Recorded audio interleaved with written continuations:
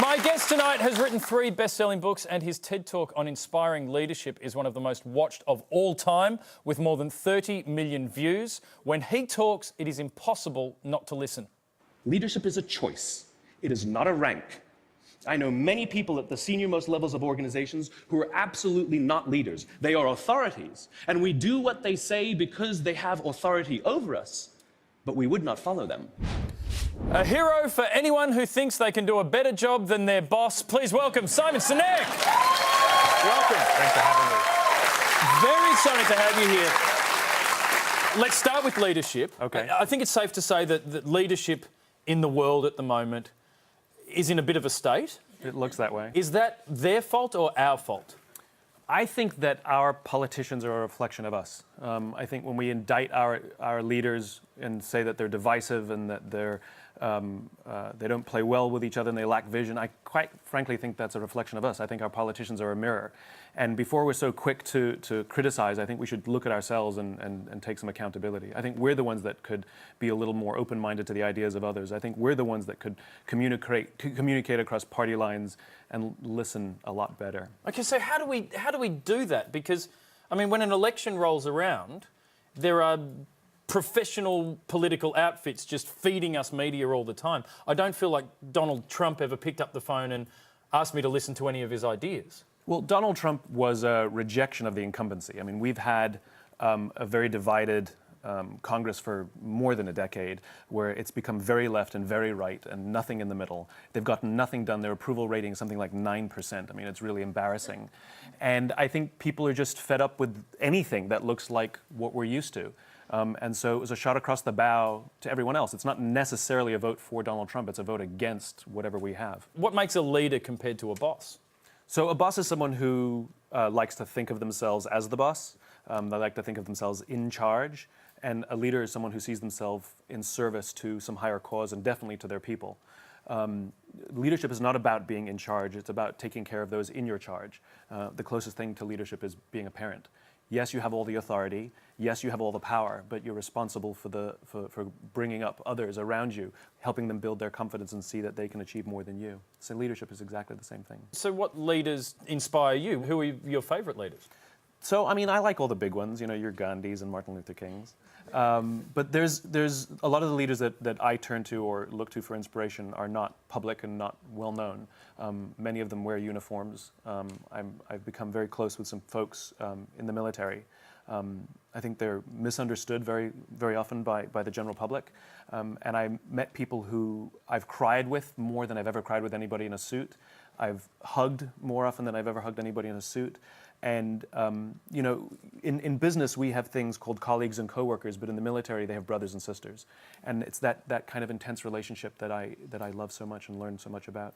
So you've learned a lot about leadership over your time, and you are a motivational speaker. You speak to... Inspirational speaker. Inspirational speaker. Yeah. Okay, so is that just because a motivational speaker sounds so 90s? Or is it... Yeah, it's just like, I didn't set out to be a speaker. I'm very, very lucky that I have ideas that people request me to come speak, but it's very self-helpy, the whole, you know, I think of, yeah, no, not me.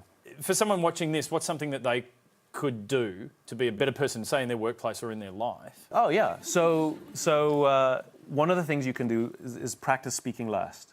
You know, we're constantly told you have to be a good listener, but communication goes both ways. You get to speak and you get to listen. Yeah, that would literally not work in my job. It wouldn't work in your job, no. So Nelson Mandela is universally regarded as one of the world's best leaders. You know, different people are regarded differently depending on where you go, but Nelson Mandela is important because everyone thought he was great.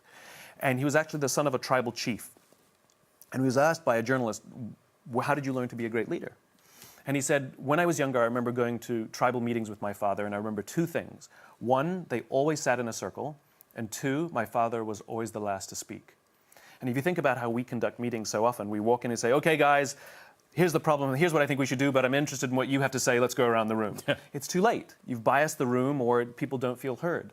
And the strength it takes to not say anything and not even give away what your ideas are, and let people contribute. Not only do they feel heard, but you actually get the benefit of everything they have to say. So just practicing speaking last is is a big one.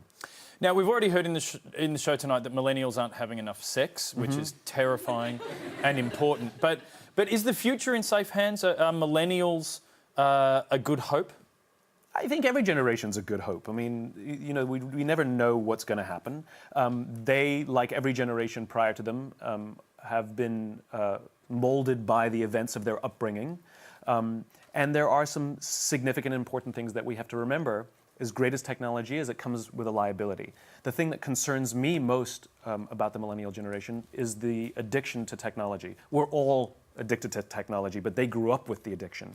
And the statistics are sort of alarming, which is if you compare it to alcohol, and dopamine is the chemical that is released when we drink, smoke, or gamble that makes us actually addicted to those things. It's the same chemical that's released when our phones go buzz or bing. When somebody discovers alcohol and starts drinking prior to the age of 15, 40% of them will become alcoholics. If they just wait until they're, I think, 19, the number drops down to something like 8%. And so if we're giving open access to an addictive device like a cell phone or social media to kids under 15, the odds are incredibly high. 40% will have an addiction later on in life. And like all addiction, it means they'll struggle with human relationships, they'll struggle dealing with stress. And this is what scares me so much, which we have age restrictions on tobacco, we have age restrictions on alcohol and gambling, but we have no age restrictions on social media or cell phones. And yet it's just as dangerous. So I love millennials for so many things. They're so open to others. They're much more open than older generations to the sexuality or gender identity of others. They speak out when they work for a company that doesn't offer them a sense of purpose or cause. Older generations just suffer in silence and hate their jobs. It's called having a job. It's called having a job, yeah. That is part of it too, yeah. But, and so I love them and I'm hopeful for it, but I am concerned about the addiction and their ability to deal with stress as adults. A disproportionately high number will struggle. You broke the internet recently when you said that millennials suffer from what you called failed parenting strategies. Have a look at this. They were told that they were special all the time. They were told that they could have anything they want in life, just because they want it. Some of them got into honors classes, not because they deserved it, but because their parents complained. And some of them got A's, not because they earned them, but because the teachers didn't want to deal with the parents. Some kids got participation medals. You got a medal for coming in last. Wow.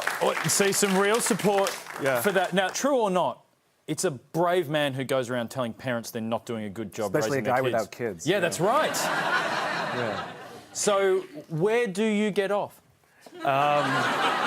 So the funny thing is that most of that data comes from parents themselves. It's actually not sort of parenting experts looking back at parents and saying, you screwed up. It's actually a lot of parents now looking back at what they did and saying, ooh, maybe that, no. So if you look at the data, it's actually the parents themselves. And a lot of the things they tried, parenting experts are also weighing in and said it didn't work. I've got to say, I'm innately suspicious of anyone who is overwhelmingly positive all the time. Yeah. I'm just curious, what do you crap at? Yeah, I'm bad at a lot of things. I'm sort of a big baby. I can't like for me to get my work like done. incontinent or No. That's not something I would admit on national television. No, like for me to get my work done, I actually have it's for when I write a book. I shouldn't be saying this on television either. When I have to write a book, I actually have a babysitter. That's what her title is. She's my babysitter, who comes over and her entire job is to just sit in my apartment and make sure that I'm working because I have no discipline otherwise. I'll just watch TV. So you've got a nanny? No, she's babysitter. So not even at the level of nanny. No. It's like, No. does she change you? No. That's remarkable because you say that out loud as though it should be judged, and the more you say it, I was like, yes, that is exactly what I need in my life. I have to admit, it works brilliantly. It's just somebody who because I'll just surf the internet otherwise all day. And when somebody goes, are you working? I go, yes, it's working. And having somebody there, I work better. So my most productive days are when my babysitter's over. Now, speaking of writing books, your latest book, the release in America and Taiwan, I think, had a page that smells of optimism. One page, yes. What does optimism smell like? I can't tell. It's like what is what is Because I know I'm familiar with fear. Yeah. I know what that smells like. Yeah, it's like bananas. I don't know. I can't describe it. It's like, how do you describe a Beethoven symphony? It has notes, and those notes you can play chopsticks or you can play a Beethoven symphony. And so the same thing goes in here. There are notes of smell put together in a way that is complicated and deep and wonderful and makes you feel optimistic. Highly recommend it. You could have a scent for the show. Yeah. Some would say it already does. Simon has events in Melbourne and Sydney this week. Would you please thank Simon Sinek? Thank you so much. Thanks very much. Perfect. Thanks.